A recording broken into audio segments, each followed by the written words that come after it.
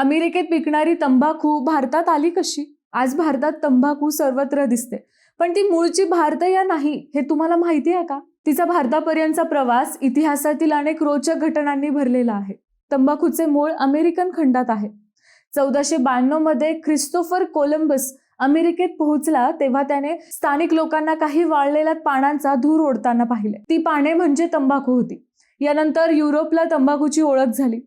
भारतात तंबाखू आणण्याचे श्रेय पोर्तुगीजांना दिले जाते. वास्को द गामा नंतर भारतात आलेल्या पोर्तुगीज व्यापाऱ्यांनी 16व्या शतकात तंबाखूचा प्रसार सुरू केला. गुजरातमध्ये तिची लागवडही सुरू झाली. मुघल सम्राट अकबरच्या काळात तंबाखूची पहिली ओळख झाली, तर हुक्क्यामुळे तिची लोकप्रियता वाढली. वाढत्या व्यसनामुळे सम्राट जहांगीरने 1617 मध्ये तंबाखूवर बंदी घातली. ती फारशी यशस्वी ठरली नाही. पुढे शहाजहान, औरंगजेब आणि ब्रिटिश काळात तंबाखूचा वापर आणि व्यापार झपाट्याने वाढला. आज तंबाखू भारतातील मोठ्या उद्योगांपैकी एक असली तरी तिच्या आरोग्यावरील गंभीर दुष्परिणामांकडे दुर्लक्ष करता येणार नाही.